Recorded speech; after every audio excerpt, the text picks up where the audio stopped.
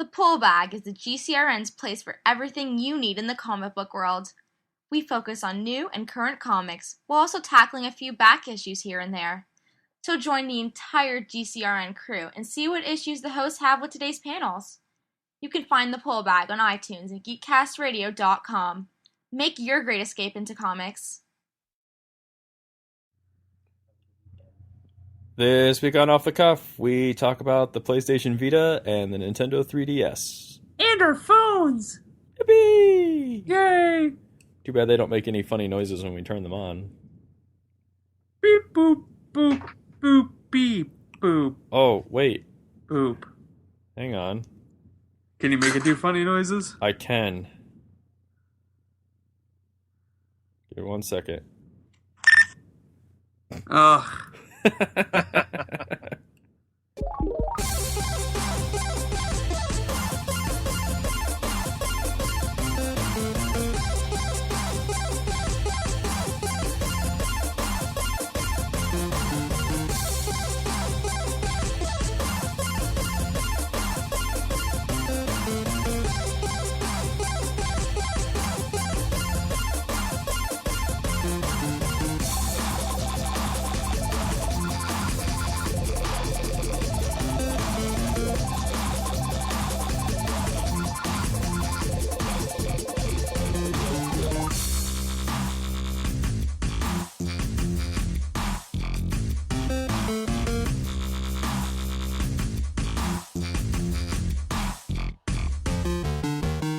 It's the international sound for I have a phone like an idiot. Yep.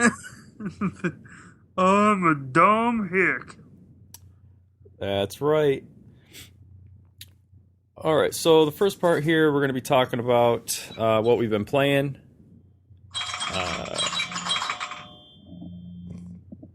That's wonderful. Does anyone else want to break out another sound effect from their phone? Wait. I think there's more. My phone plays Tetris music.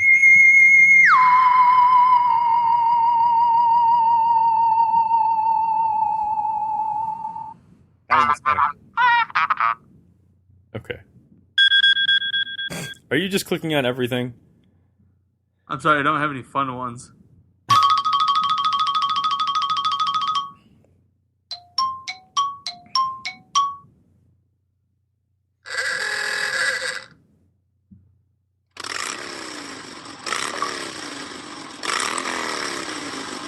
You know what?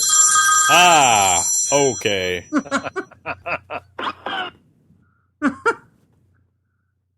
Okay, well, now that that's... No!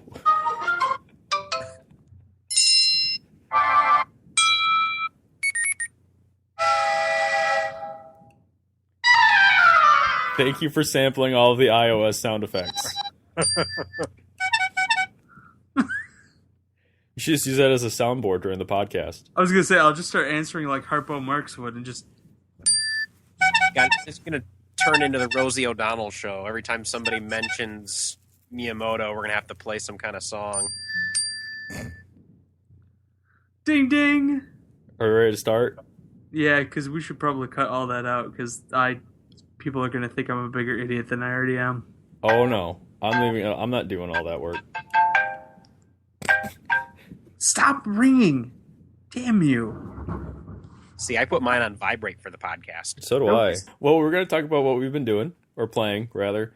And the second segment will cover PlayStation Vita and the 3DS and our phones for portable gaming part 4. Part 4. The conclusion. Yeah. Went on one episode longer than it should have. Like all good franchises. Oh. So, trying to think of anything I've played since BioShock, and... Because we don't even want to talk about BioShock. No, we're going to talk about BioShock on next week's episode. All BioShock, all the time. And it'll be spoiler heavy. First episode of Off the Cuff Spoilers? Spoiler cast or something like that is what I've heard those type of things called.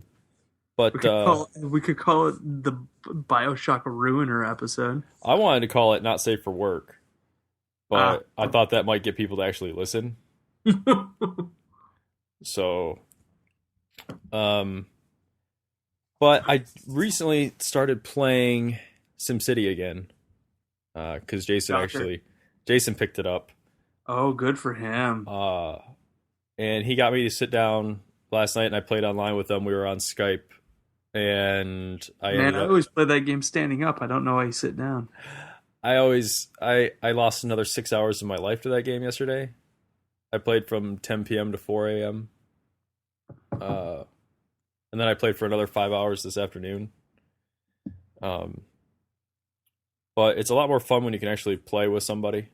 Think of all the paint you could be watching dry instead of playing that game. Oh, well, in the background I finished the first season of Foster's on Netflix. Well, at least you did something worthwhile. And then I think I'm halfway through the first season of Ed, Edd n Eddy. So the show I just can't get into. I love that show. Maybe I'll appreciate it more in my older age. I just like all the Maybe innuendos. like a fine wine, it is ripe with maturity. I just like all the innuendos they put in there. In your endo? Yep, in my endos. Okay. So, they've actually brought back quite a large number of features that were disabled the first week the game came out. Are we talking about Ed, Edd n Eddy, or are we talking about SimCity? Oh, okay. Sorry, I got lost. Just a second. Okay, back on the page. They finally brought back cheetah speed, which means you don't have to sit there and wait for stuff to happen. You can just It's way better than Link speed. Yeah. I'm trying to think if there's anything else big that's actually happened. And I didn't even know they brought that back. I know they were testing it last weekend on their test server, and I missed out on that. But when I signed on last night, I had an update, and Jason said that cheetah speed was back, and that made the whole thing a lot better. Except now there's a weird glitch where I think the way they enabled cheetah speed was the game only saves to the server at certain increments, like real-time increments now, instead of in-game increments. Mm-hmm. So if you're playing in cheetah speed and you jump over to your buddy's city to look at it, any changes you made right before you left your city don't get saved. I haven't had a way of trying that out yet today. I just realized that was what was happening. So I'm pretty sure if you play on normal or slow and you jump to another city, your stuff will sync up the right way. But one of the reasons they removed cheetah speed is because it was pinging their servers constantly with all the updated changes that were taking place. And so I'm pretty sure the way they fixed that was just to have it sync at real-time increments instead of when the game wants it to. So unfortunately, the game doesn't tell you when it's saving. Okay. Yeah. My dog is annoying me. Really? Yep. I thought he was bringing a little more flavor to the episode. Well, it's no different than Xander giving color commentary. Well, hey, he has his opinions too. He should be allowed to express them. He should be. He should be. But other than that, I haven't really been playing too much of anything because I'm like in this weird funk that was made better on Wednesday by Danner coming to visit. Well, I am pretty sexy. You are. So, what have you guys been playing? Yeah, Joe. What have you been playing? I've been playing games this week. Well, it's been a busy school week, and I've been spending my days in the shop. But that means I get to come home and turn my brain off. I tracked down a copy of an old game for 360, Ace Combat 6, Fires of Liberation. Okay. And I the reason I decided to track it down was back when I worked at GameStop. It was in the demo in the arcade unit for the 360, and because I showed up 3 hours early to my shift all the time, I'd sit there and I'd play that demo over and over again at the first level of it. And I thought, I really enjoyed that. I should probably buy the whole game. So I did.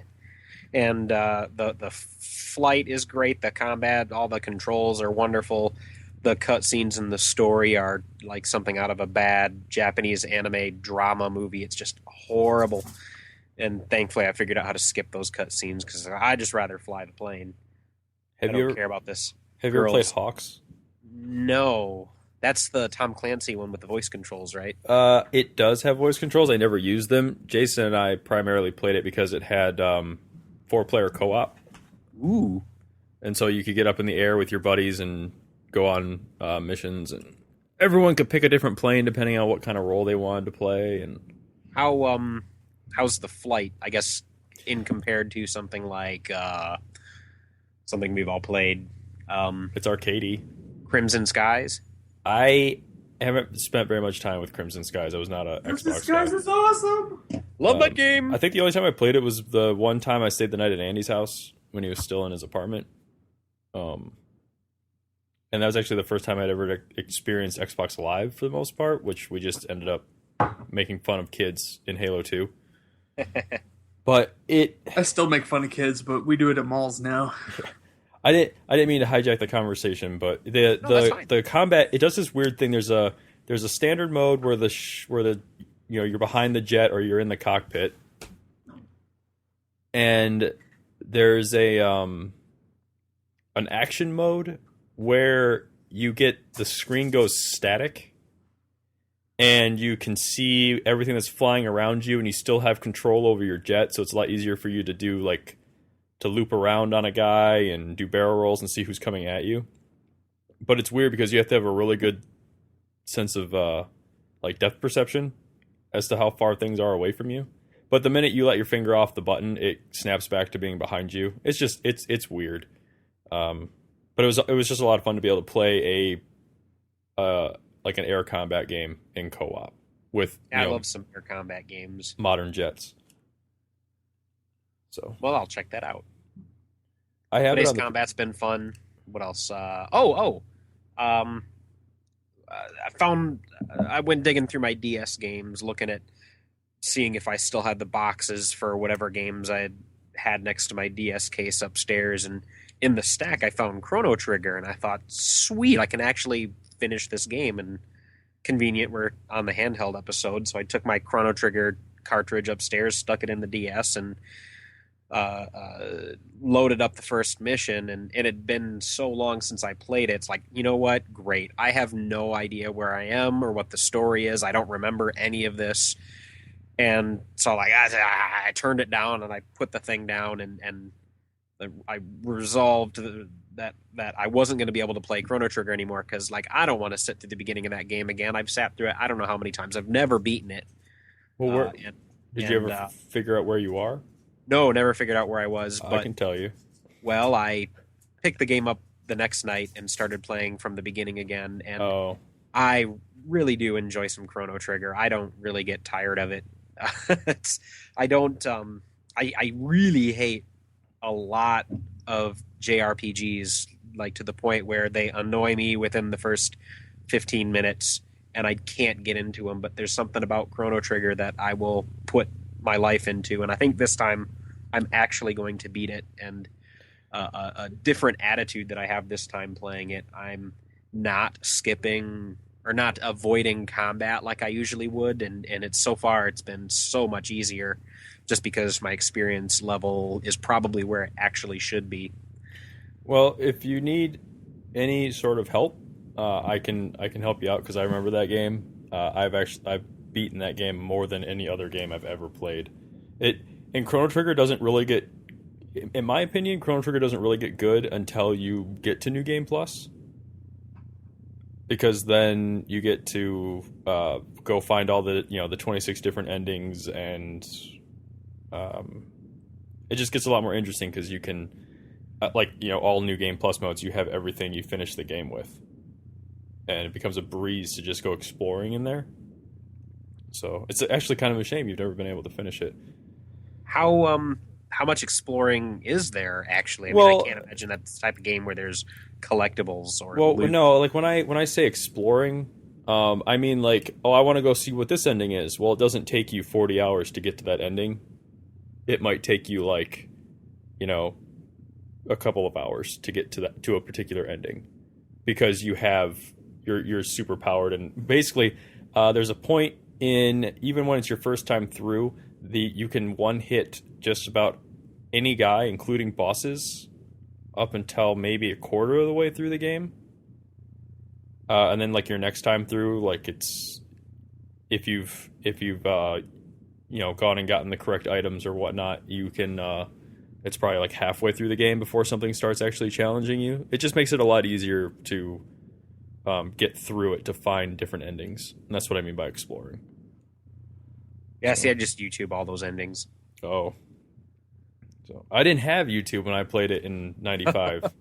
So you keep leveling up after you beat it 1, 2, 3, 4 times. Your Yep. level's still going up. Yep. Wow, is there a cap? It's eventually all the stats for your characters become star, Okay. and I don't know what that means. I mean, the levels do eventually cap, but it's like because it's not everything levels up in the same manner. So eventually, some stats will say star, and other ones will still say you can level up. But I don't think your actual character level ever stops. I know I never maxed anybody out in all the time I've played the game, but I did go through it enough so that every character that you could possibly have in the game has the best gear in the game. So that's at least, I don't know, 14. Like, I don't know, 14 to 21 times. But that was on the Super Nintendo. I don't think I ever finished it on the DS.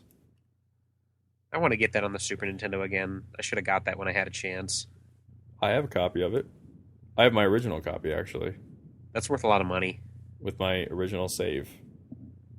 That's what I should do. I should just give you that, and then you can just use my New Game Plus. So, but no, I'm glad you're playing Chrono Trigger, and that is probably my favorite game ever. So, Awesome. That's what I've been playing. Have I been playing anything else? Thought I was playing something on PlayStation. Art let me borrow a Tomb Raider, so I'm gonna. Well, I have one day until I need to get back to work. But I'll throw that in tomorrow and fiddle with it. Fiddle. Fiddle. I said fiddle, not diddle. It's all the same to me. Potato. all right, Next. Danner. Well, let's see. I pretty much played one game that we're not going to talk about until next week. Well, I guess you could say, did you like it? I mean, you finished it. I did. So I thought it was incredibly good. I will definitely say that, like, the thing that was funny to me is I was like, after Tomb Raider, I was like, man, I don't know how anything is going to be more surprising and better than Tomb Raider was this year. And then to go right into BioShock and be like, man, I don't know how anything could be better than BioShock this year. So a challenge has been laid down to Last of Us in my mind, because it seems like every new game I pick up is better than the one before. And Tomb Raider, I was just very impressed with. And yeah, I think that's BioShock even more so. But I don't think the thing with BioShock is I don't really think it really reveals the true genius and how interesting it is until the end. Until like the last 3 hours of the game. Until BioShock Infinite 2 starts. Yeah. I'm really interested to play it a second time, but I want to set it down and walk away from it for about a month before I try to go back and play it again. I feel like to me, that game is kind of like Journey, where I don't want to play it again. Like, I got what I don't know. I feel like playing it again just in my opinion, playing that game again would dilute the experience for me, because a lot of it was the holy crap moments. And I think a lot reveals. Of it interesting because of some of the things that are revealed in the end of the game will make things that happen during the game have another perspective. I can see that, but if you like you and I, we had assumptions, we formulated assumptions, and you went through the game with those assumptions. At least I did. Well, I had an assumption from the get-go that I made in the first 3 hours that I told Andy and my boss Joe at work, and lo and behold, it was completely true. So Right. I was excited by that. But we'll talk more about it next Right. week. Right. I played Rayman Origins for the first time this week, and that game is just gorgeous. Very, very fun, beautiful action adventure platformer game that's just really super stylized and just has a very fun look and a fun feel to it. So it was a appreciated change of pace compared to BioShock, and it was something nice to play around the kids. The only Rayman game I've played is on my iPhone, and that one actually looks gorgeous as well. So I don't know if there's a demo for it or not, but I remember it was only like $1 or $2. Yeah, it was. I picked it up during the PlayStation the Plus sale, and it was only like $7. I want to say it was like $7.50 or $8 for Rayman. Maybe it was more than that. I know it was less than 12, but it was. I really enjoyed it. Graydon also got Graydon for Easter. Lego Batman 2. And me and him played that a little bit over the weekend, and I much like Sean mentioned several episodes back, it is like I wrote Superman, because he's super douchey in there, and he's everything that I uphold Superman to be, just a pompous ass, and Batman just hates him, and it's wonderful. I really like the dynamics of it. It's also hard to get used to a Lego game where everybody's talking too, because this is the first.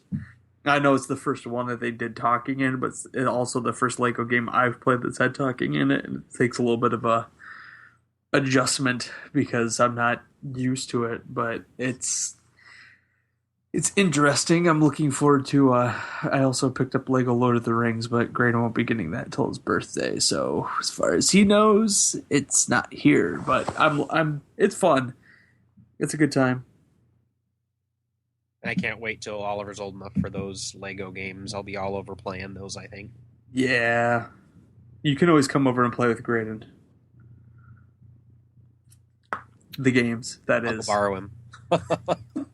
Yeah, we had fun playing Batman 2 on that demo that one day. Yeah, and that was the whole thing that sparked you two playing Batman 2 at that GameStop together was a whole thing that sparked me even getting Lego Batman 2 for him, so...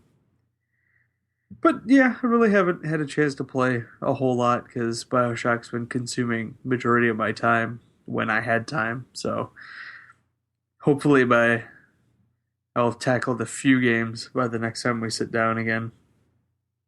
Spec Ops: The Line is the next one on my list. Good deal. Anything else? It's short. Yeah. Like your face. Oh, come on. That didn't even make sense. That's crazy. All right, well, we'll take a break right here.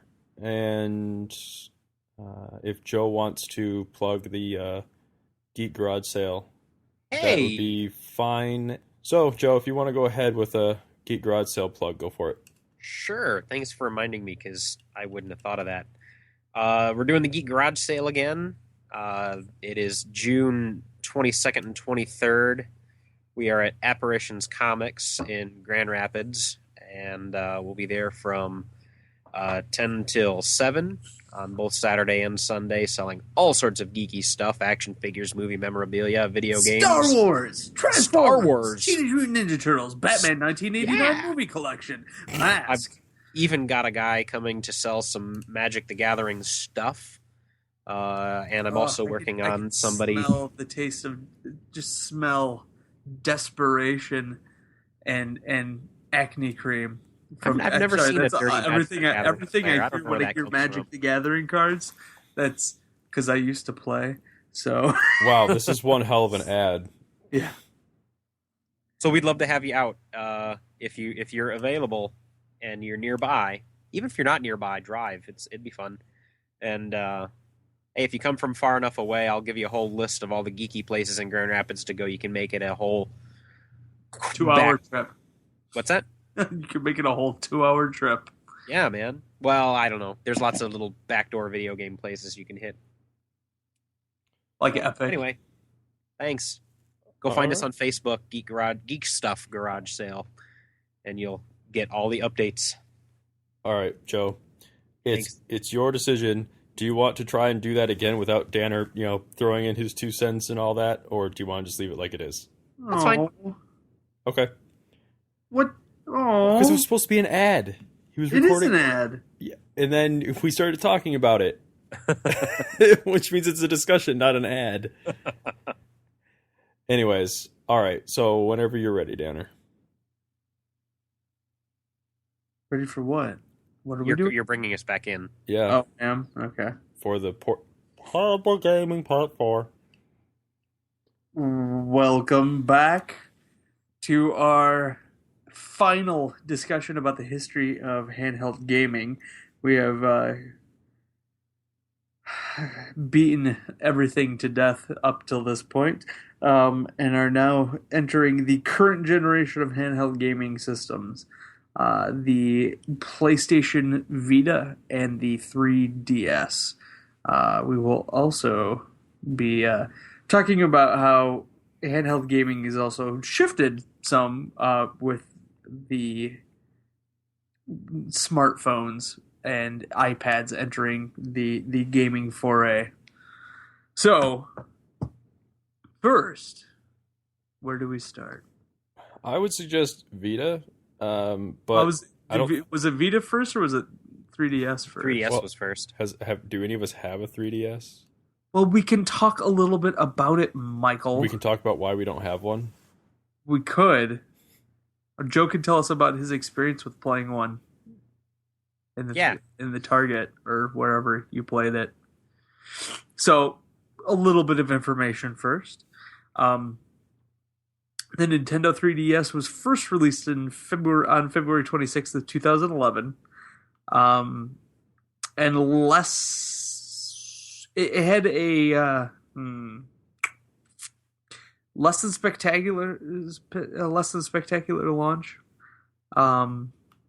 which caused it 6 months later, in July 28th, 2011, to drop from the $249 price point down to $169. Because of the disappointing sales, Nintendo, to compensate, offered 10 free Nintendo Entertainment System games and 10 free Game Boy Advance games from the Nintendo eShop for consumers who bought the launch systems or in the launch window. That's a first. Yeah, that is a first. Offering a rebate kind of thing like that. In case you didn't know, the 3DS, it's not just a fancy name. It's a 3D handheld gaming system that uses stereoscopic 3D effects without the use of 3D glasses or additional accessories. It's essentially a pop-up screen that creates the 3D experience on the 3DS, which you can also ratchet it back so you don't do the 3D. Now, who's played with one? Because I've played with one of them at launch. I've played with one at Best Buy. Yeah, and all I know is when I was playing the 3D, I was pretty much immediately annoyed with it and ratcheted off 3D and found it way more enjoyable without the 3D. Yeah, that was... Well, because I found the 3D, it's the window to actually see it is very tiny. Yeah. And so it's like, well, first of all, I do not like 3D. I do not care for it in any way, shape, or form. So I was just like you, Danner. I was like, well, the window's too small for me to even hold this comfortably and be able to, see it. So just off, and then the games were perfectly playable. I guess to clarify the window thing, it's the screen, but when the stereoscopy, is that right? Stereoscopy? I don't know how you say that. Stereoscopic. Yes, the 3D stuff, when it's switched on, you have to line it up with your two eyes, so you have to hold it at a certain distance, and if you tilt the screen left or right, it breaks the 3D, and it looks very weird. You can't really play the game when it's doing that. So basically, you have to hold it super still, which I thought was really funny because they put a gyroscope in the handheld too, so there are games that require you to move it, which is defeating that purpose. But you're supposed to move. You're not just supposed to move your wrist. You're supposed to move. Work on Well, your like core. when you're steering like a Mario Kart game, you can't very well twist the system, and because you'll lose the 3D. I don't think that happens. I think they're smart enough to do it. But I think they're aiming for those, like, not to be sexist here, but for those girls or those guys that when they're playing a game, they actually move the controller in front of them, thinking it's going to move. Like, they move with the controller. I think that's always been Nintendo's thing with the motion control, is to get those little, I don't know, I had friends that would bounce the controller when they wanted to make Mario jump, but And they would bounce too. Yes. Like, that's they're not just making the controller bounce in their hands, it's like they're bouncing. I think that's exactly where motion controls came from, were from those people. But when I worked at GameStop, was working at GameStop when the 3DS launched, and so I came in X number of hours early and got my hands on one. I had a ton of fun with the AR cards that came with the system. They're little playing card size things that you throw down on the camera and use the two cameras. You can take 3D pictures with the 3DS, and so you point the camera at the card and things will come out of the table or wherever you set the card. And there's some really fun games that require you to move around that card and like shoot at it, and because things are coming up and flying at your screen. And that was really neat, and really where the 3D shines, where you kind of need it to be able to look around and see what's behind the thing that's sitting there at the table. But for playing most games, I can't imagine why I'd ever want it in 3D. It's more of a novelty, just like watching 3D movies are. I don't need it. It's just there. To be fair, though, the augmented reality stuff can be done without a 3D camera. Yeah. My phone can do it. The Vita does it. The Vita does it. Well, yeah, but it made it cooler. Oh. It was functional. It looked more like a window. It's the only thing that's really, I don't know, made the 3D worthwhile, I guess. And I think that maybe is the problem with 3D movies and with the 3DS, is that the 3D doesn't serve a function. It's just an oddity that you don't need it to play the game. It's just something that is an additional feature. Yeah, and it's not one that I think people have really been asking for at any point. I have to admire Nintendo for... Did anybody ever ask for 3D anything, really? I don't think so. People with one eye probably have. Dude, this movie's not in 3D. Your glasses suck. Dick.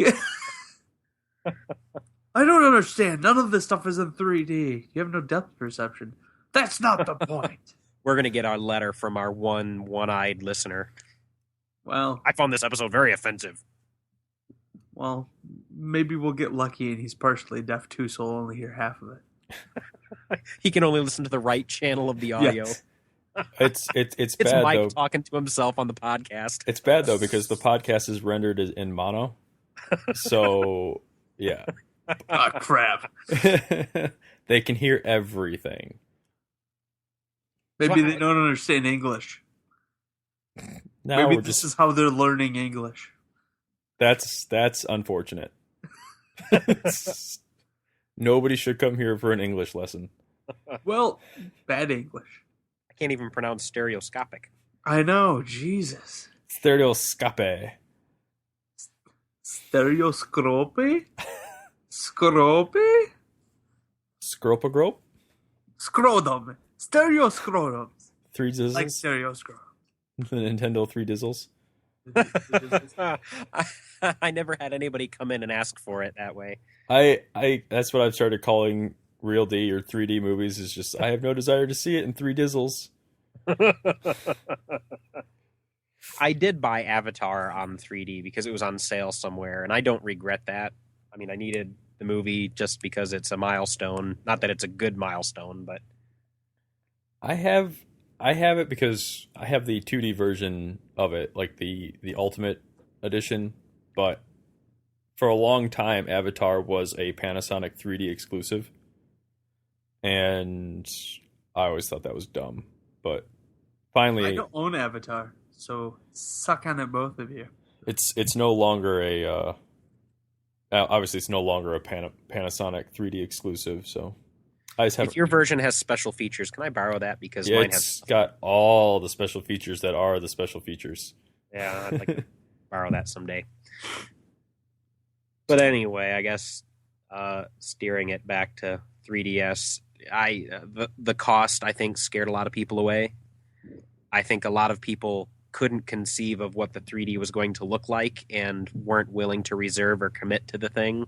Well, I think even a lot of us that were even skeptical of it was like, how the hell is this going to work? And then I need to get my hands on this before I'm even going to think about touching it or anything like that. But I think the biggest problem is the fact that because so many of us actually waited to get our hands on it, like in a store display, the fact that they're fixed to the store display and you can't pick it up and actually hold it in your hands and actually get on that right angle for the 3D to look right, I think Art kills the experience. It's magneted to the display. You can pick those up. You can? Yeah, you have to tug. I know how good you are at tugging things. Oh yeah. Well, the problem is with the tugging. The problem is if you tug a display at Best Buy, you're inevitably going to set off an alarm. I don't know how many times we've gone and picked up one of their fake cell phones that they have in there, yeah. and it's a fake one. And they still have the alarm thing set to it, and it's got the cord on it. And I pull it out like you're supposed to, but for some reason it's still attached to the thing, but it just goes. I'm like, okay, whatever. I'm not looking at this crap anymore. I don't even know what I'm doing picking up a fake phone. Fake your faith. I sat down and played with the 3DS at Target today. I got there early, didn't have to pick up my son from daycare for a while, so I put about 10-15 minutes into Luigi's Mansion. And I've heard that's good. I think, I might have to think harder about this, but I think the 3DS is the first Nintendo system that I did not buy at launch, like all the way back. And that says something about what they did with that. And I think, we're going to go followed by this. The fact that you didn't buy the Wii U at launch either. No, I didn't buy that next system either because, Nintendo's been letting me down as a fanboy. But I think it also had a lot to do with where handheld gaming is going. Do I really want to buy? It was $250, now it's $160 something. Do I want to buy that big of a system and buy $40 games that I might not put a lot of time into because handhelds are toilet games. I come from the generation of playing Tetris on the toilet. That's what Game Boys and DSs do. And I don't know if it convinced me, but that's it. Let's go back and rename every single one of these retro handheld episodes the toilet episode. Now, you know what? The reason, Joe, I'm surprised you didn't go out and get the 3DS so you couldn't take 3D pictures of your junk while you're on the toilet. That would be awesome. And I bet you there's a little Nintendo proprietary video picture editing software in there where I could add googly eyes. You asked for it, Mike. I'm not asking for anything. Frankly, I think you did. If you want to go spend $170 to take 3D pictures of your junk, he's going to get sent a picture because of this. Joe next week will go out and buy a 3DS, and Mike will get sent a picture and go, "What the hell is this?" And then turns it sideways. Oh my god! Side note here: it's not an elephant. Jason is sending me texts saying that he is drunk off his ass and that he is the queen of marzipan. Oh well. Excellent. Anyways. He's the queen of marzipan? I said he's drunk off his ass and he's playing SimCity. Let's see. He said he's online and feeling sexy. Well, I guess he has a thirst that only you can quench. Or maybe we bring him on for color commentary, but it's already colorful enough. Yeah, it would just get out of hand. The 3DS, the only sticking point with me for it was the fact that the 3D. Like I just have no, and I don't like buying stuff and disabling features. I hate that. Plus, I don't know, and I'm not a big Nintendo guy. Haven't been since the 64. It is the first like Joe though. It is the first handheld from them that I didn't want to buy when it came out. But I did skip the DS until they made it smaller. See, and I bought the DS right at launch. It helped that we had a whole crew of people at that store that were getting it too, and we all wanted to be in on the game. And I think it was the group mentality thing. I think that had a lot to do with it. But I was a Nintendo fanboy at the time. I'd have done it one way or another. I was just doing what the crowd was doing. Peer pressure. Yeah, I think I'm going to end up with a 3DS sooner than later. Maybe by the end of this year. I'm fairly positive that I will never own a 3DS. I'm willing to make that statement. I'm pretty sure I will never own one. Yeah, I won't. I'm required to. You're required to? Yeah. It's for the museum. Uh-huh. You can wait for someone just to donate it to you. It belongs in a museum. Not really. In Joe's museum. Yes, it does. I'm just going to refer to it. It has the nub, right? That's a nub. Yeah, it's got a little analog stick, a little rubber divot. But it's a nub like the Vita, or not the Vita, the PSP. Yeah. Okay. When I was playing Luigi's Mansion, I kept reaching for a second analog stick to control where Luigi's turning. That was kind of distracting. Yeah. Just wasn't my cup of tea. Not really mine either, but I'll get one eventually. And take 3D pictures of my junk. I don't want those. You can give those to Jenny. I won't. You can send them my way, Joe. I don't judge.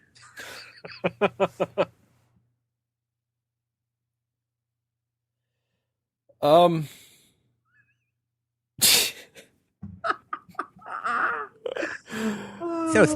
small. So, yeah, we're going to take a break and come back and talk about the Vita. I don't want to talk anymore about 3D pictures of Joe's junk. Coming to Grand Rapids, Michigan on September 21st and 22nd is GrandCon Gaming and Comics Convention, presented by Celebration Cinemas. Join us in playing or chatting it up with fellow enthusiasts in a community that understands your passions. Get lost in the adventure of your favorite role-playing game. Admire costumes and art from vendors and attendees. Meet the creators behind your favorite mainstream and independent games and comic books. Check out unpublished games and sneak peek at things to come. You can get all this and more at GrandCon. For more information, please visit www.grand-con.com. All right, we're back on the other side of a GrandCon ad, and we're going to talk about the PlayStation Vita. All right, the PlayStation Vita was released on February 22nd of 2012. God, it really doesn't seem like it's been. It seems like it's been out longer than that. Well, it was out longer in Japan, wasn't it? December 17th, 2011. They only had a 3-month jump on us for Japan and parts of Asia. And then in Australia, it released on February 23rd, 2012. Because Australia always gets everything last. Because they're way down under. I was going to say because they're all a bunch of convicts. But that's fine. Well, it's okay. They're a prison colony. They should be proud of their heritage. I mean, look at us. We're a bunch of whiners. We're mostly idiots now, but it's they have culture. Oh my God! Speaking of American being idiots, I finished Assassin's Creed 3 and I completely forgot about it. Anyways, going on. Because it was a forgettable ending. It was. Everybody keeps telling me. Moving right along. Moving right along. Whoops. Oh my God, I can't keep a train of thought right now. This is why we need a drunk Jason. Ah, 'cause I've already. The problem is just drank 2 beers and now I'm kind of. It's the last time you drink on the podcast I guess. when you have to host it. I apologize. So the Vita's an actually pretty sweet piece of hardware. I was reading something. Yeah, so it's a pretty sweet system. I know I own one. Mike owns one. Joe, have you even touched one? Played one? Felt one? Might have touched yours once. Mm. That sounds hot. I know. I was gonna the thing about the PlayStation Vita is in my personal opinion, it's probably one of the probably the most enjoyable game system I've had, and I've only had it for a short period of time. So there's a chance that my opinion may change in a year or so, but who knows? But a lot of the things that are, I think, are very interesting about the Vita is it already being out and in the marketplace, but having already been announced to be such an intricate part of the PlayStation 4 life cycle when the PS4 comes out. That was awesome. I hope that in the future we get to see more of this where, hey guys, we'd like to sell you this new product. Here you go. And then 6 months later, oh, we got this other thing coming out, and guess what? You already have 25% of it in your hands, and watch what your thing can do that you have already. That's what sold me. That was amazing. I was sitting around, I've liked it. I like the PlayStation Network, and I've liked the Vita. I liked the PSP when Allie had it, and I wanted one, but the $250 price tag was just like, that was a sticking point with me for some reason. I really don't know why. And I was waiting for it to come down to 200, and I was sitting there waiting, and then, the PlayStation 4 announcement that it's going to have, off TV play, just like the Wii U remote. But that, it'll function when it's not around. Also that it connects to the PlayStation 4 over Wi-Fi and not through some imaginary form of wireless technology that Nintendo uses. Yep. That doesn't reach any farther than like 30 feet. That's what made me go, okay, you know what, 250? That's fine. That said, it's sitting on my nightstand collecting dust. I plug it in whenever the blue home light stops flashing at me. I plug it in to recharge it, and maybe I'll hit the store and download whatever is free on PlayStation Plus for it, and then I put it back on my nightstand. There hasn't been a game for it yet that makes me want to play it, and I know that I'm in the minority there between Danner and I, but I've tried a fair amount of different games. Like I downloaded the one game that I've liked so far was Wipeout 2048, I think it is. Yeah, that was actually fun and looks really good. Granted, most of the games on the Vita look pretty good because the screen is gorgeous. It's ridiculous. But like I guess, and I know why they did it because it's part of this. It's what cell phones are doing now.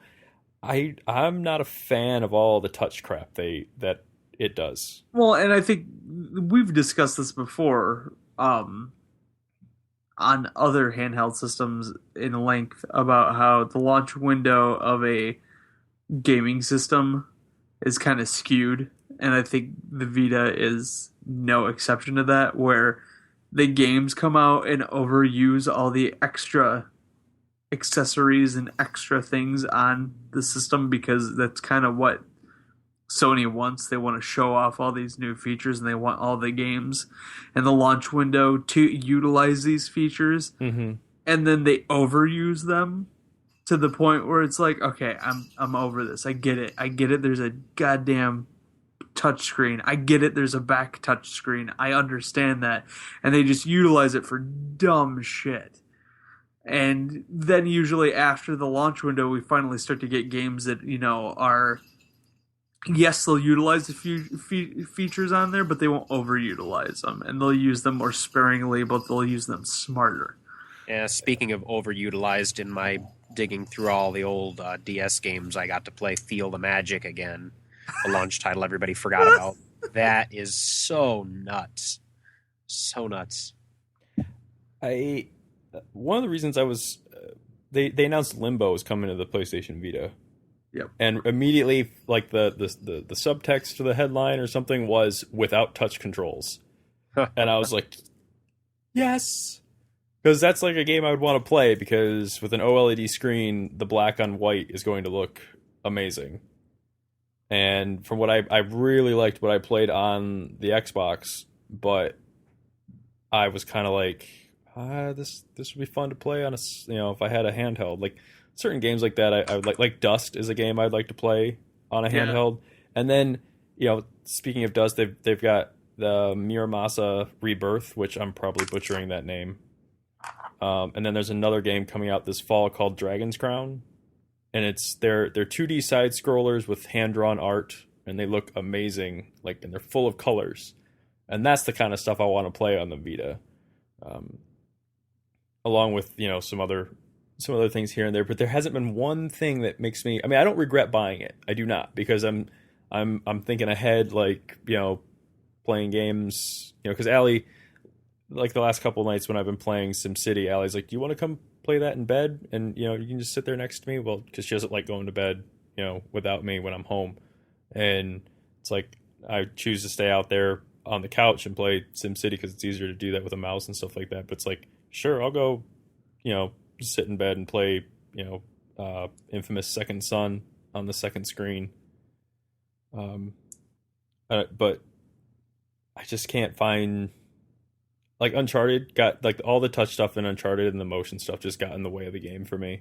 Yeah, and I'm playing Uncharted right now, and it's just there's two things going against it: all the features of the Vita being overutilized in Uncharted, and the fact that I just came off of playing Tomb Raider, and now all the things that I never thought were wrong about an Uncharted game before are present because of how well Tomb Raider was put together. So it kind of got two things working against it for me right now. I'm so glad that you seem to have come around to realizing how much, or what the parts of Uncharted that I get fed up with. And I really still maintain the fact that Uncharted 2 is still one of the greatest games of this generation. Yeah, I gotta get there. I still maintain that, and I will continue to maintain that. And you still stick by I shouldn't. I need to finish part 1. You need to play 1 and 2 so you can appreciate 2. I get it. I mean, I feel the same way that I think people should play Assassin's Creed 1 before they play 2. Yes, they should, even though Mike didn't.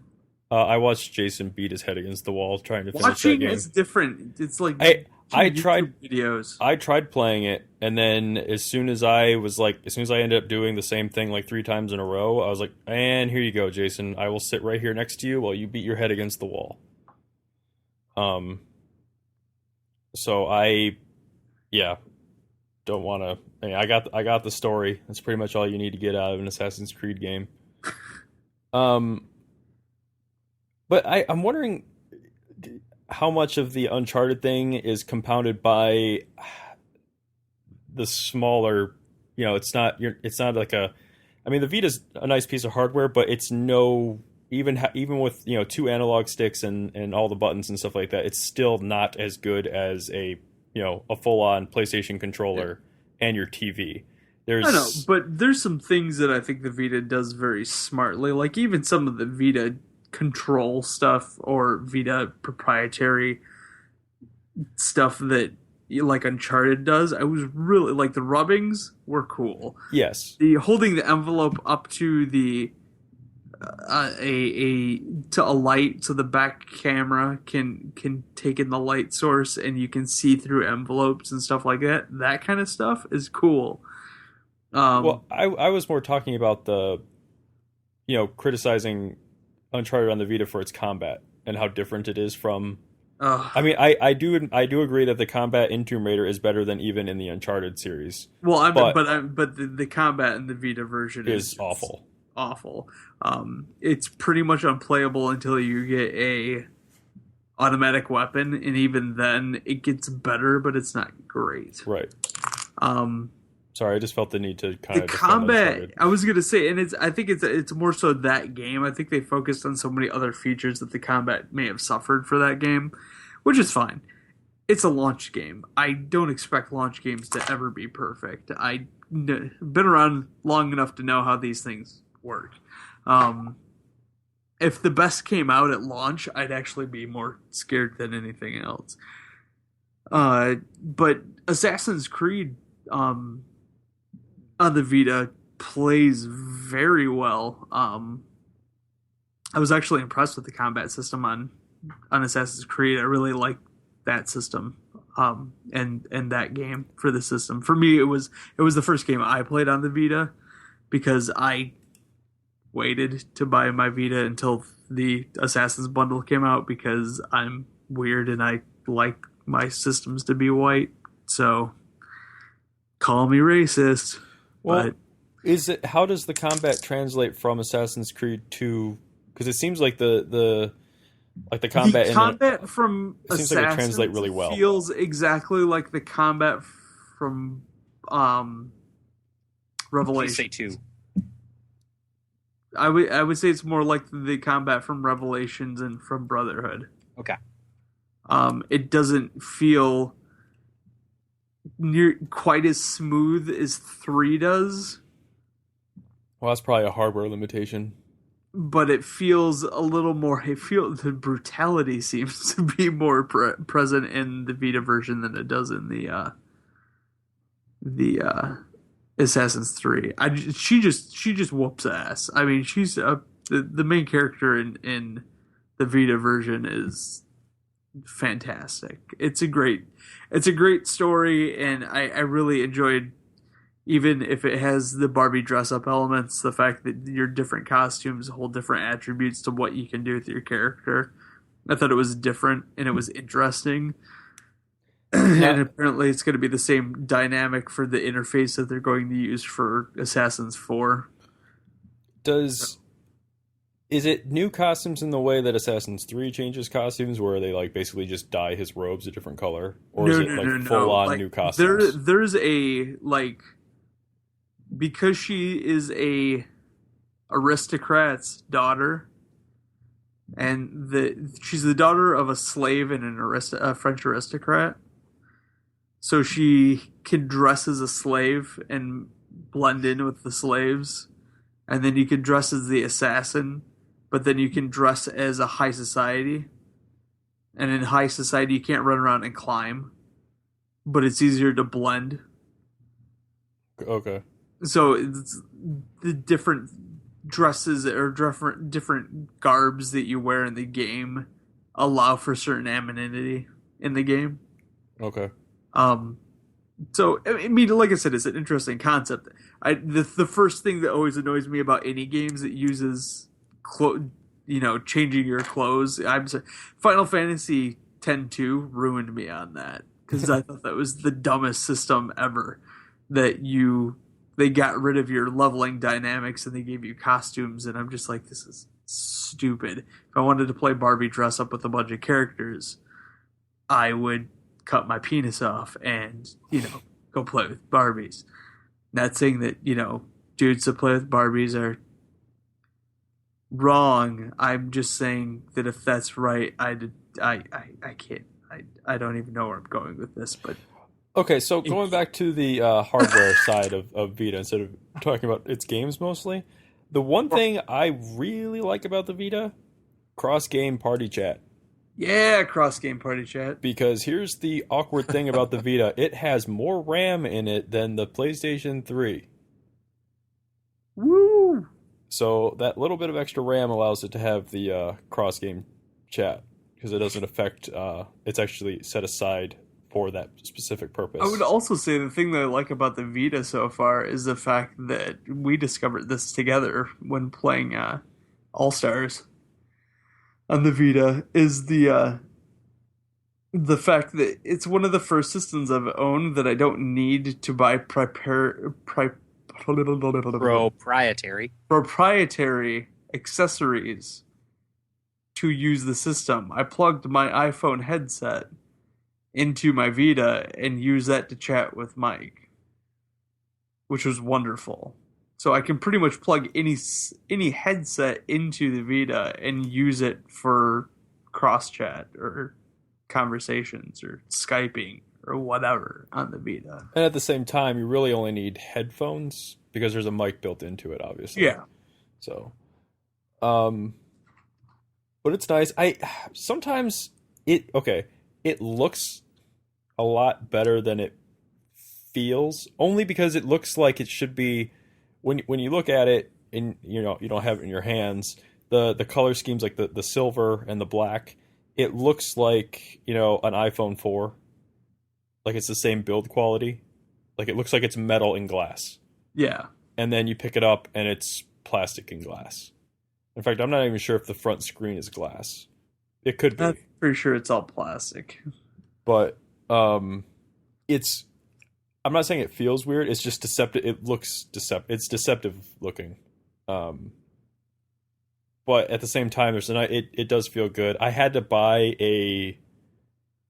did have to buy an accessory that adds triggers and like an extra grip for my hands. I looked at that the other day at Best Buy. I almost bought it too. I should have let you use it while you were here. You should have. I didn't even think about it. I know I brought it up when we were talking on the phone, but I never asked when we were there. Damn me. But because what was happening was when I was trying to play Uncharted on it, I was very aware of where my hands were and weren't resting on the system, and just subconsciously I was going, wow, if I keep playing this game like this, my hands are going to hurt. But while I was playing Uncharted, my hands never hurt or felt I'm trying to think of the right word for it. It's good. It feels the best in my hands out of any system. It's big enough to feel right, and it's just light enough to not be cumbersome. If I felt like I could rest my hands on the back, like it's because sometimes I don't know what the touchscreen is going to do because some games use it, some don't, and I'm very like aware of it being a button. Yeah, of some kind. It's like I don't want to put my hands back there. So like, I'm not aware of it being a button until the severely designed flaw. The worst so far, the worst experience with the back screen has been, and if anybody's played it, they'll probably know what I'm talking about. Stranger's Wrath for the Vita. I've heard of this. The problem with Stranger's Wrath is the fact that they attach the melee to the back screen. And so it's a regular button that you would constantly use throughout the game. There isn't a specific place it would use it. So anytime you inadvertently touch the back screen, he melees. And you really have to hold your fingers on the very outside of the Vita. And it just, to me, when I'm holding my hands like that, it kind of makes my hands cramp up. That's what I'm talking about. Like those dimples that they put there. Yeah. That's where I keep trying to rest my fingers, and then I feel like I'm just kind of like, I'm not cradling the system, it's just kind of like on my fingertips. Oh, yeah. And I'm like, I don't want to play it like this. And that grip I bought kind of makes it a little easier on my hands because I can actually like grab onto something. I built a Sculpey Clay grip extender for my Game Boy Advance. There was something about hitting like a shoulder button that gave me a cramp, and so I made this 1.5-inch thick piece of extendo grip that I stuck onto the side of it that made it. I had to do it myself. Well, the case also allows, because it has just 2 shoulder buttons, and that hitting those can be kind of awkward too, for me anyways. And what the grip I have does is it turns those into actual triggers like you'd find kind of on the 360. Yeah. And it puts them at a more comfortable angle. And basically what happens is when you pull it, there's a little button that actually pushes in on the button, on the actual shoulder button for you. I haven't noticed any control issues resulting from that like I thought I would. But definitely makes it a lot easier to hold. And I do appreciate the fact that there are 2 analog sticks on it. Yeah. Even though I haven't played a shooter other than Uncharted. I think the biggest disappointment with it is because they went the classic Sony way with the proprietary memory cards that are way overpriced. And if you sneeze, you'll lose it. Yeah, because they are tiny. Mm-hmm. So, but it's a real slick piece of hardware. But like I said, I'm just waiting for a game that I have to sit down and finish on it. And I think that's going to come with like the Muramasa Rebirth and the Dragon's Crown and hopefully Transistor.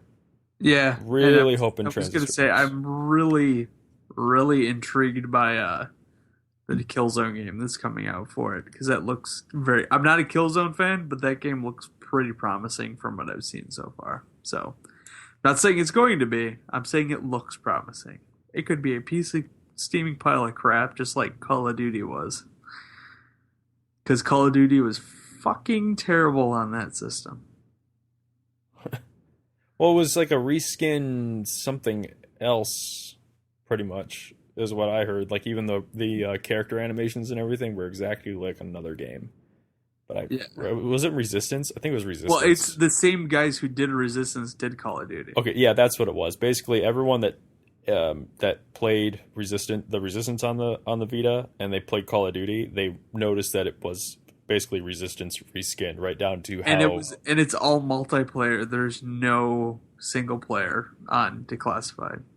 So I have it. I haven't traded it in yet. It's actually still in the little peg. I was gonna say Andy, I know bought it. He popped it in and he loaded up one multiplayer game, and that was all it took. He said, "Yeah, it doesn't play or feel anything like a Call of Duty game." So. But Declassified 2 is coming out this year. I'm sure it'll be just as good. I know a different developer's making it too. All right. Sounds like it was a rush job from what it sounds like. Joe, do you have any opinions about the Vita? Hearing how much you guys have been talking about it, I guess more you, Art, than you, Mike, but it sounds like a system that I probably didn't know that I wanted until now. And I'm looking at both the 3DS and the Vita going, I don't even know what's on that system. And I kind of feel disconnected from it. Maybe it's because I don't work at GameStop anymore. I don't see these things passing in front of my face every day. But there's probably software on both systems that I can't live without and just don't know it. And with how much the Vita is going to tie into the PS4, I'm not saying I'm going to get one of those at launch, but that is a kind of a reason to get it, sooner than later also. All right. Well, do we want to move on to talking about gaming on cell phones? Sure. 50 years ago, a little old man brought his little blue box to a junkyard, and now Doctor Who is a cultural phenomena worldwide. Join the Geekcast Radio Network and Mark Who 42's Whoniverse as we review Doctor Who episodes past and present, discuss the Doctor's friends and enemies, see where the Doctor's been, where he is, and where he's going.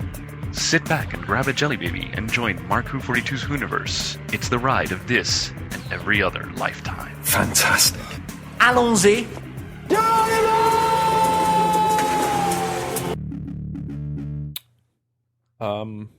Joe, do you do any gaming on cell phones?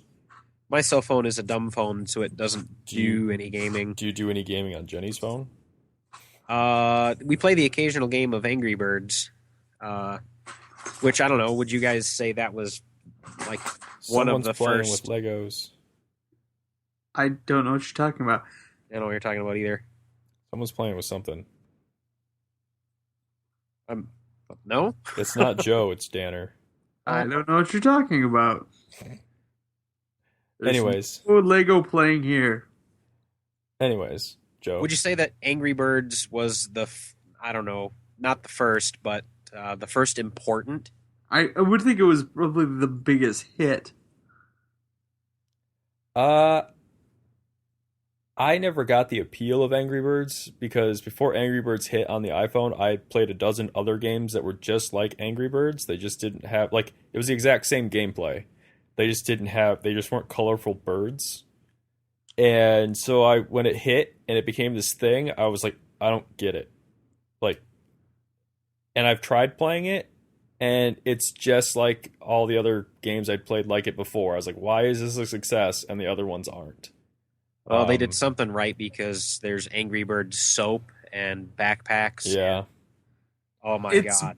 it's Bubble Bobble with birds. That's all it fucking is.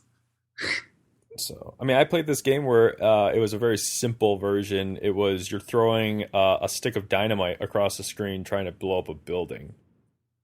And you could throw like different types of explosives and whatnot to try and knock down the building. It was basically the same thing. I just didn't get it. You first. No, you were going. You were going. I was going to change the topic, kind of. So I think you should finish. Oh, I was just gonna say what the first game I actually played on my phone was, but I'll dive in. it was Flight Control. I jumped on the iPhone, in when it debuted in 07, and it didn't really get any type of real games or anything for like a year. And one of the first games that came out on it was a game called Flight Control, and it was a very simple game. I'm trying to think of what another game like it that I can relate it to, but it's a top-down view, and you're looking at an airfield with like a runway, a red runway, a green runway, and a blue helicopter landing pad. And from off the screen will come like a red jumbo jet. And you tap on the jumbo jet and you draw with your finger, you draw a line to the runway and you land the plane. And then a yellow one will come on screen, and then you tap on the yellow one, and you draw a line to the yellow runway. And you try to, eventually they throw like all these different types of planes. Some move faster than others, but they're all like either blue, red, or yellow. And you have to play the air traffic controller. You have to get them lined up the right way. You have to make sure their flight paths, if they cross, that they're not going to collide with each other. And that was really addicting. And then they made it multiplayer. So you could, if your screen was really full, you could divert planes to the guy that you were playing with. So you could send them off screen and bury him under planes. And it was basically like a game of Tetris, like who can juggle the most planes at once. But that was like the first real cell phone game I played besides Lemonade Tycoon. Lemonade Tycoon. Oh boy. You've played that, haven't you, Joe? No, I haven't played much of anything. Oh, well, Lemonade Tycoon is on dumb phones. It got its start on like the Motorola Razr and stuff like that. It's one of those very simple, like, I'm going to set up a lemonade stand, like a text-based adventure kind of thing. Uh-huh. And like before you go out, you say like, I need to buy this much ice, I need to buy this much sugar, and I need this many lemons. And then you go set up your lemonade stand on the corner, and it runs this little simulation, and it's like you see like a line of customers line up, and after so much time, it's like you either run out of lemonade because you ran out of stuff to make it with, or you have like extra left over and you wasted your product. And it's kind of like one of those, how do you manage your products? And you can make the lemonade too sweet so people won't buy it. It's or like too sour and they won't buy it. It has to be like just right, and it's like it changes. Like if it's like a bright, they always tell you like how hot it is outside, so it's like, okay, maybe I need to bring more ice. It was complex, but it worked on a cell phone. There's actually a version of it for smartphones, which is actually kind of fun. So, but yeah, Flight Control was the first game I played, with the exception of Lemonade Tycoon, which I'd played like a decade earlier. So, anyways, back to you, Joe. Where I was headed here is, I think we are at a very interesting point in video game history where a lot of our traditional handheld companies, I say that plural, Nintendo, and now Sony getting into the market with a handheld, where these cell phone games are kind of finding their niche and really stealing it away from the big boys with their handhelds is price points and the types of games that are being offered on these little devices. And it's something that our traditional handheld folks are really struggling, trying to figure out how to fix their business model or defend their current business model without really fixing it. But you guys have played more of the cell phone games to really be able to talk about this, but how are these things different from the experiences that we've had on our handheld Game Boys? I was going to say they're designed to be like single serving games or quick pick up and play and put down games. I know there's a lot of handheld games that are also kind of like that, but I mean they're like there's something that you can spend 5 or 6 minutes with and then set down and then come back to a day or two later. It's a lot of those single serving quick instances when I got a few seconds or when I have an hour, I can sit there and play a bunch, or if I only have a few minutes, I can sit there. I think that they're there because they're on your phone. So it's something you're going to have with you, and I think they're a little more just diverse in smaller chunks. They're little edible pieces of. They're like mini candy versus meal. I think the problem that there is between a gaming on a smartphone and a portable gaming system is that you're trying to the guys that make the handhelds are trying to come up with a justifiable reason for you to carry two devices. And I don't even take the Vita out of the house. Because I've always got my phone on me, but the one thing I can't stand that a dedicated gaming hardware will always trump a smartphone, in my opinion, is buttons. I can't stand the smartphone games where they shoe in the virtual D-pad or the virtual, A and B buttons. Oh, Pac-Man yeah. Classic. That said, there are developers that have found an interesting way to do like twin stick shooters, like Geometry Wars, and another one that I played. I think it's called Beat Hazard. They take music from your phone, and they generate levels and enemy types based off of the type of music that you're playing. That's awesome. But what they did is they took that, the on-screen dual analogs thing, but they made it so wherever you put your thumbs, that's where the analog stick is going to be. So if you take your finger off for a second, you don't have to look back down at where their analog stick is. You just put your thumb back on the screen, and that's where the analog stick forms. You ever have a problem blocking something that you need to see by having your thumb on the screen? On the iPhone, yes. On the iPad, no. But another interesting thing is that the Beat Hazard guys, what they did is they have two sets of control options for you. Because in a twin stick shooter, one stick moves you around, the other stick is what you're going to fire at. And what Beat Hazard did is they have that control scheme, but then they also have it so you can play it with one hand, where all you do is move the ship and it auto fires at whatever's closest to you. Well, that'd be handy at Geometry Wars. I'm not sure if that's in Geometry Wars or not, but It probably isn't, because it would skew how the scores, and I know that's very competitive.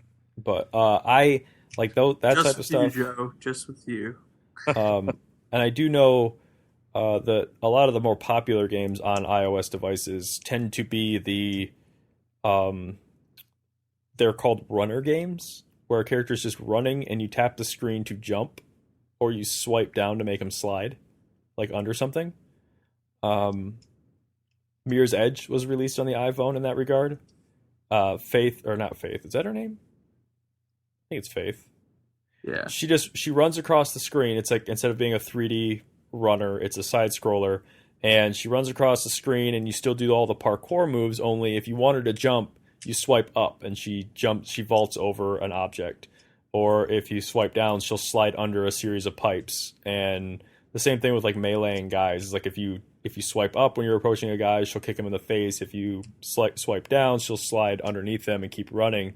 And a lot of these games have this mechanic where the more successful you are at completing or timing your jumps correctly and keeping your momentum, the faster the character will move. So that's where the challenge comes from, is that you're doing really well, but everything's going to start coming at you faster. Another popular game that kind of got that genre started is called Cannibalt. It's like, it started as a Flash game where a little guy, it's like a 8-bit grayscale graphics. A little guy just runs across the screen, and you click your mouse and he jumps.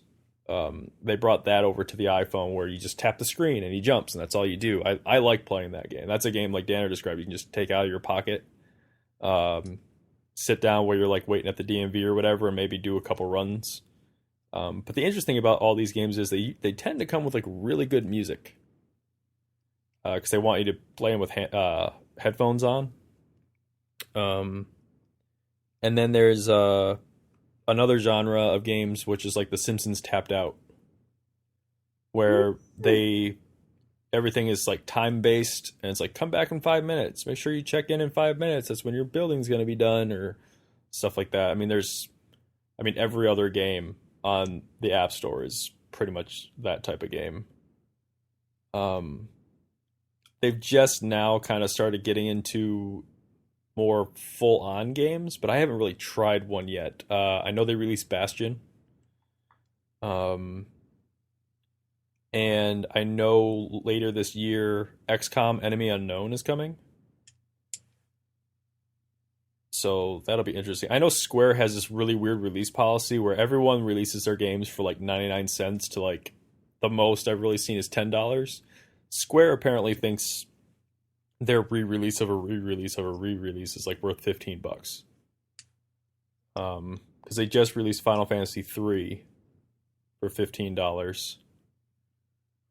But Well, it's because people will pay that for I bought Final Fantasy. I bought Secret of Mana when they dropped the price to $5, but I didn't buy it when they were selling it for 15. But and the other thing that the handheld console can't really compete on with the smartphone is the pricing model. I don't think you'll ever really see, like, I'd be surprised if I ever saw a Cannibal on the Vita, for 99 cents. Are there even any 99-cent games on the Vita? There's free games. Like, I have Lemmings on my Vita, and that was free. Okay. I have Jetpack Joyride, which was a free game also. Okay. Well, and there's Sony's a few, like they have Vita mobile games, and the mobile games tend to be fairly like $2.99 or less typically. well, that's the thing. Unlike Nintendo, Sony is actually trying to play ball with with smartphones, and they're allowing in all of these different pricing models. A lot of those will actually come to fruition once the PlayStation 4 is out, but Nintendo's very much going, no, it's $30-$40 a game, and Sony's kind of like, all right, if you want to release your game for $5, that's fine. So I think that's just where they've got them beat. I mean, hardware is pretty much on par. Hardware is fairly equal, I think. I think where like something like the Vita outshines like the iPhone or an Android phone is just the controls. Yeah, the buttons. I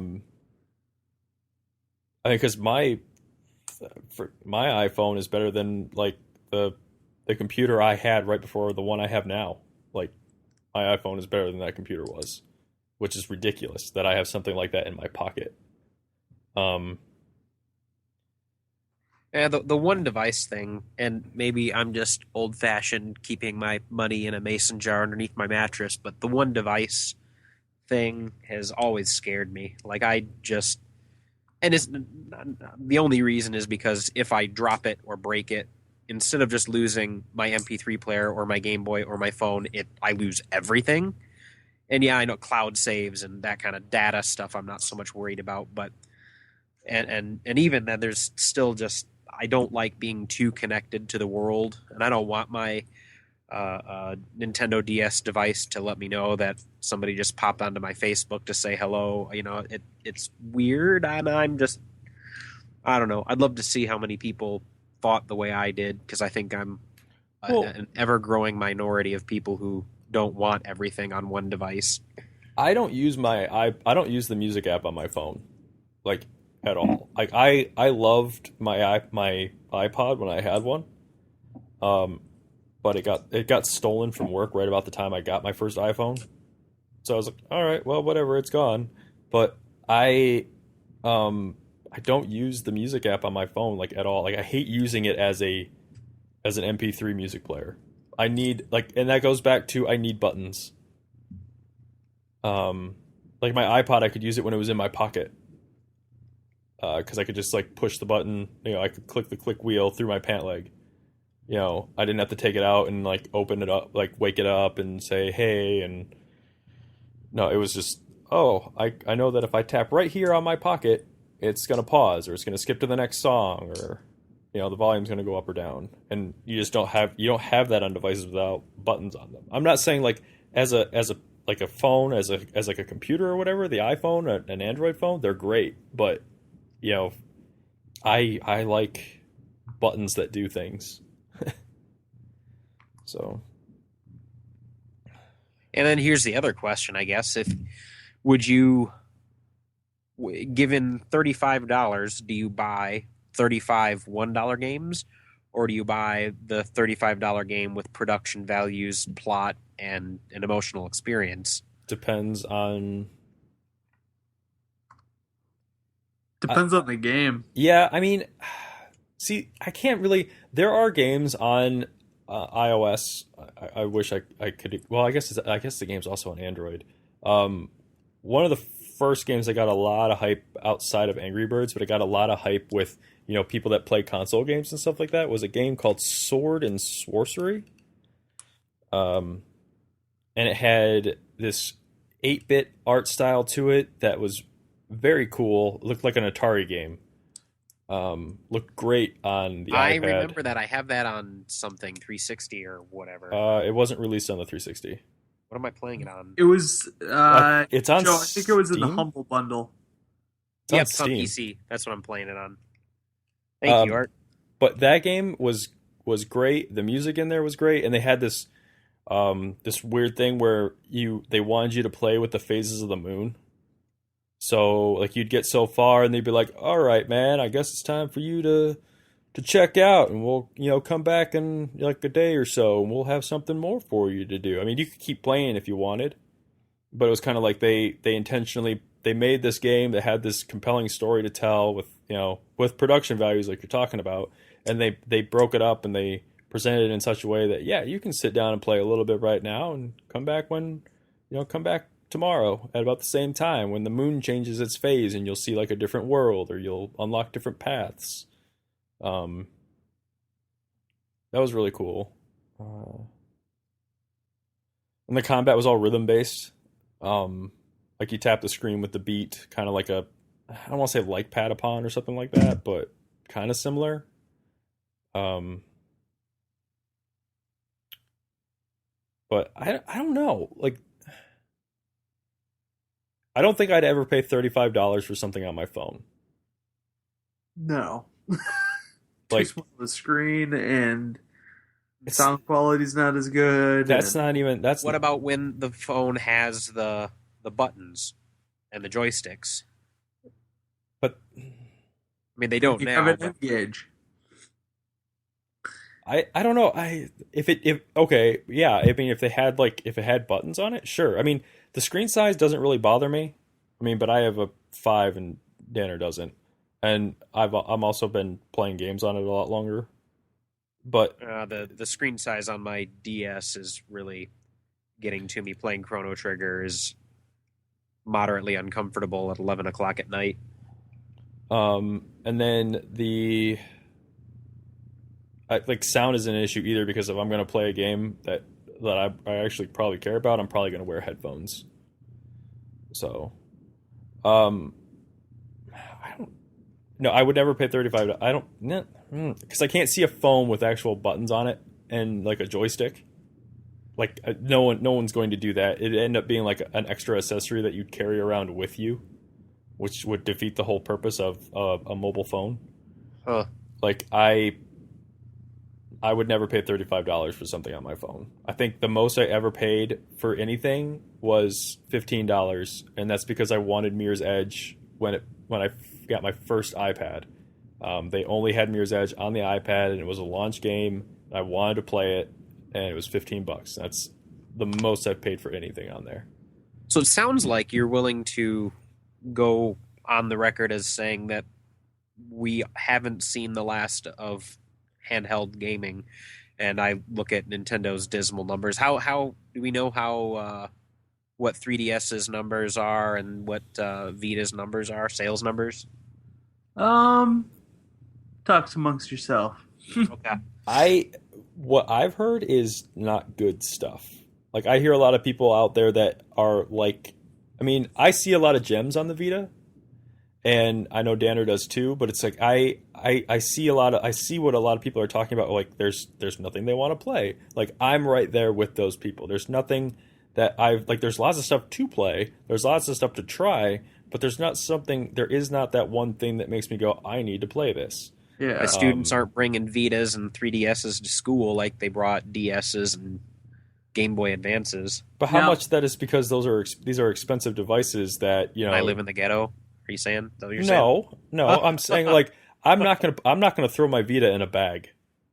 That's what I'm saying. I'm not gonna throw my Vita in my back pocket. My Vita. Okay. I worked at GameStop. I know all sorts of people who buy these things for people who have no business, for little people who have no business having them. Well, I'm just saying, like, how much of that is like they're not going to put it in their backpack to bring it to school anymore, or how much of it is that they don't even have one, they just have their phone. Well, if a middle schooler has one, they're not going to be smart enough to not do that to their system. Of course, if you do that to your system, it's going to break. Now, for the 3DS, man, it's not sales that they have. It's units that have shipped. Nintendo released a units shipped number. Yes. That's not good at all. They never As do of that. December 31st of 2012, they shipped 29.8 million. I think the 3DS is doing better than the Vita, because it's a Nintendo system. Yeah. But I'm trying to look at the numbers. It says it was the fastest selling console in Australia with 200,000 units sold. And the 37 weeks of availability. That's pretty piss poor. Yikes. Poor Nintendo. So it's broke the records in Australia. Now the Vita says on Wikipedia it says there's been 2.2 million sold 2.2 by million January sold by June of 2012. So obviously that's like a year out of date. And they sold most of these sales numbers are out of date. There was a Black Friday sales number in there somewhere, but I lost it. Oh, yeah, Black Friday week. 60,000 units sold on Black Friday. Yeah. Well, that week. So I think the DS is doing better than the Vita, like I said, but the issue that everyone DS seems also, to have. I was going to say the DS also has going for the backwards compatibility with the DS. Yes. Games. But I think the Vita has a wicked download section. Yes. One that's even got me jealous. You can download PS1 games, you can download PS2 games, you can download the Vita games, there's PSN games, there's mobile games, but just because they can download from all those sources, it's still kind of limited on what you can get. I mean, they're not exactly transferring games over quick enough to be available for the system. In my opinion, I still think it's fairly limited. I'd like to see more content.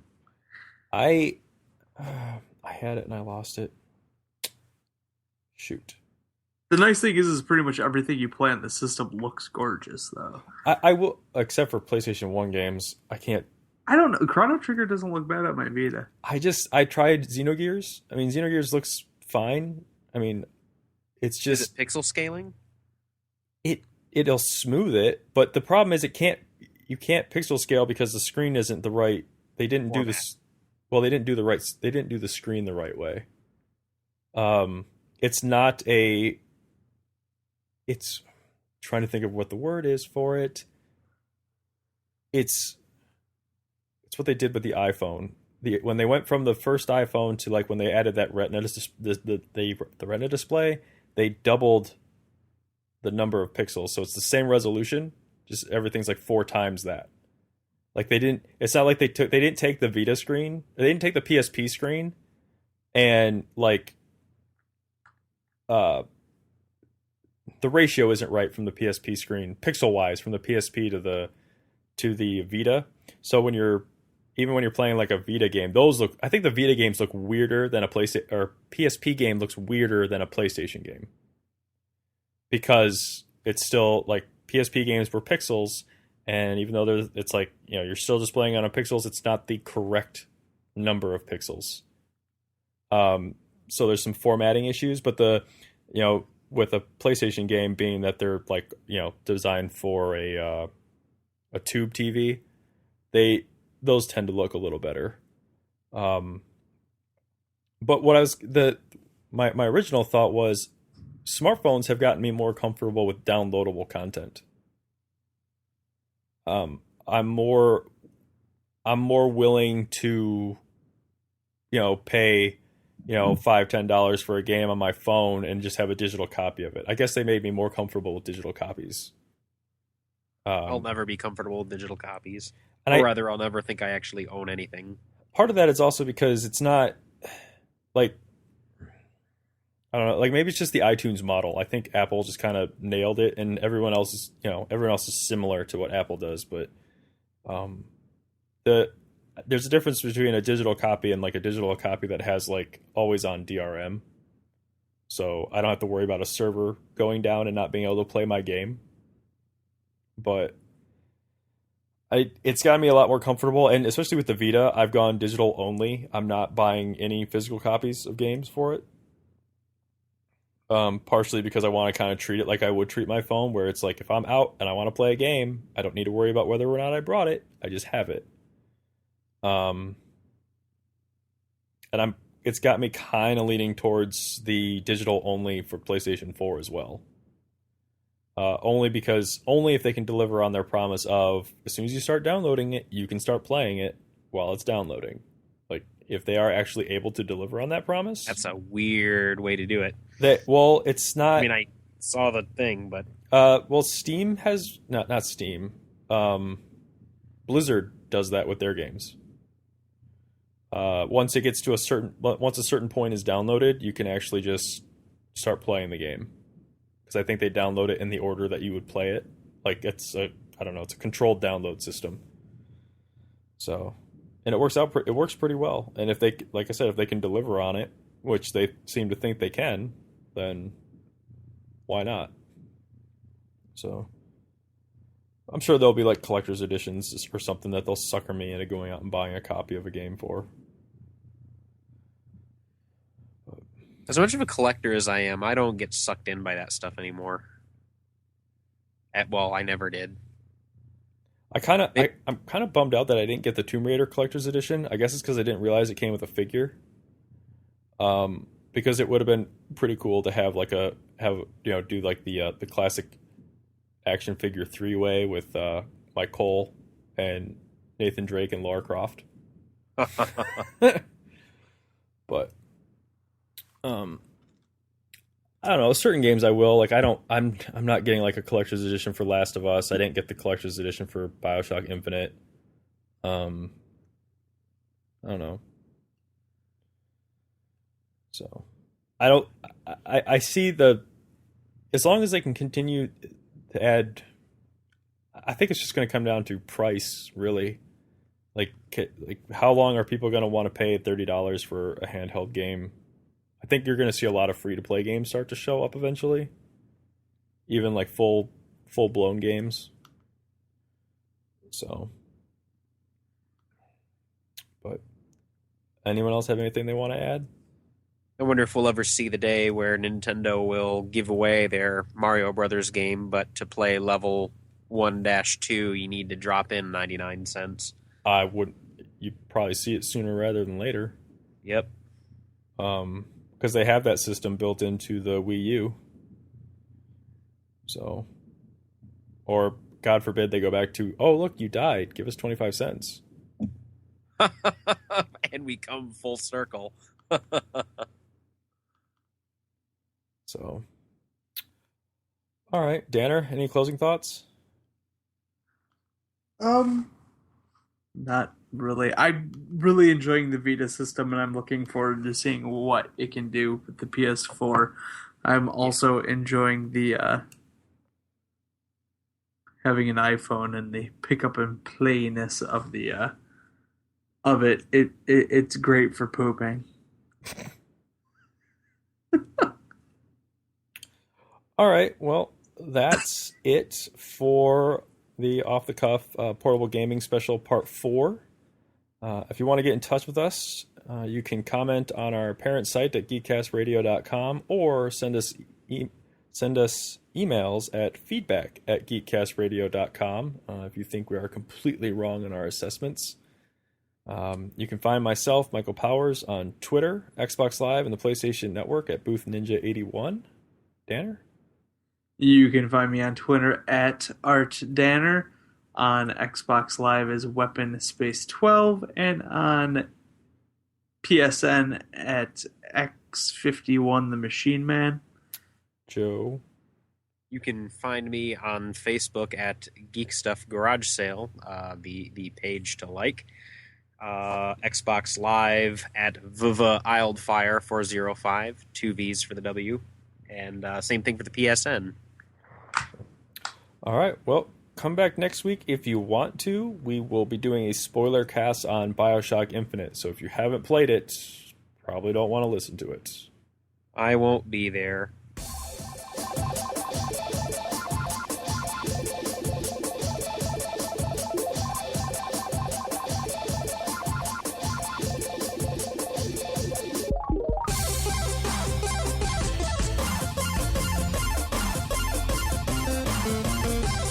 Calling me, I'm playing with my phone to annoy Mike and Joe, mostly.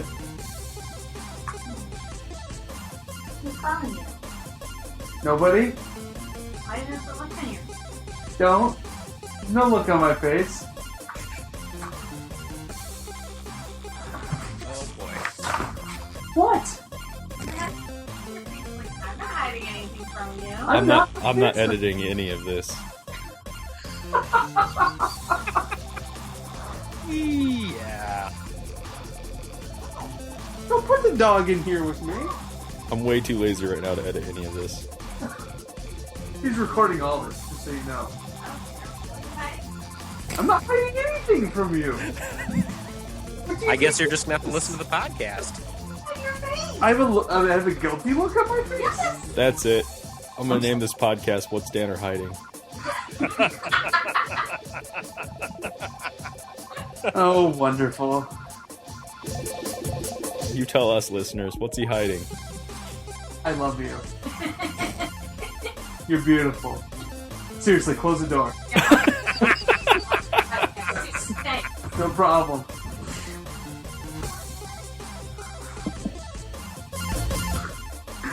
What are we talking about today?